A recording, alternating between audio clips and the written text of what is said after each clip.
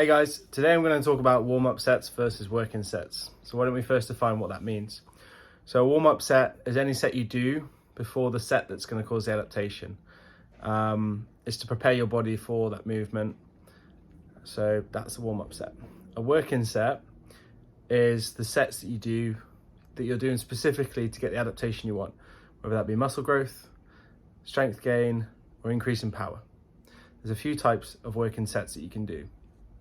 So a working set for hypertrophy would be anywhere in the 6 to 30 rep range, 2 reps from failure. A working set for strength would be anywhere in the 1 to 6 rep range, but working within more like 4 reps from failure and above.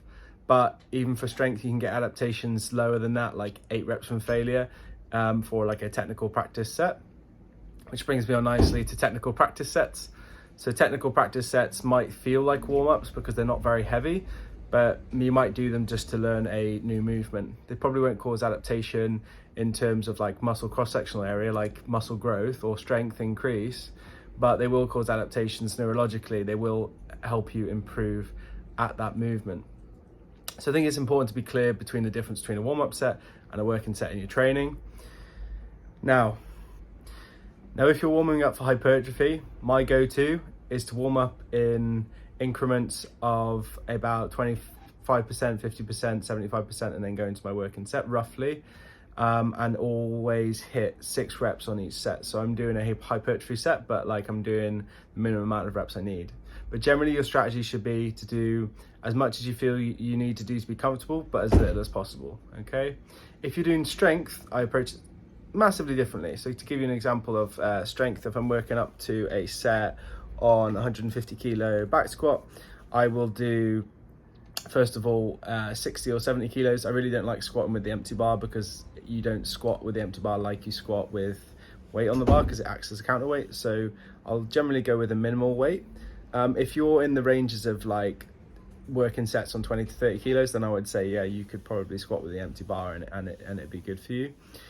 So once I've done my working set on 60, 70 kilos, I'll go up to 100, but I won't do, so on that first set, I'll only do like 5 or 6 reps. After that, I'm gonna do 3 on 100. And then every set after that, I'm gonna do a single, okay? But it's because I squat quite a lot and I'm quite used to squatting, so I don't really need that many reps to get me firing and get me in the groove.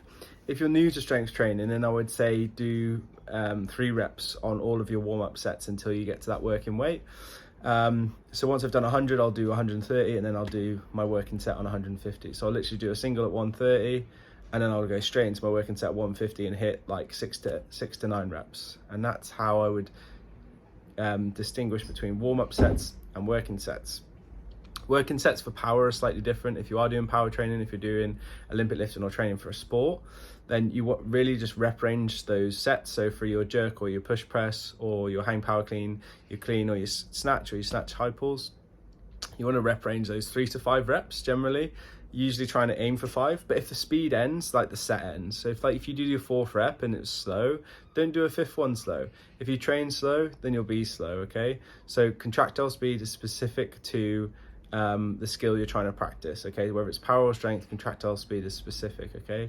So if we train slow, we will be slow, okay? If we're training for power. Strength's slightly different. Strength, you generally train at the same contractile speed all the time anyway, because you're moving at maximal velocity. And when you're training the 80 to 90% rep range, you don't really need to concern yourself with that. When you're training at like about the 70% rep range, 70% load for your rep range, for power, you're going to be really far away from failure, but you're moving very quickly, so it's strenuous. So you need to be wary of fatigue and stopping your set early. So hopefully that clears up a few things about working sets and warm-up sets.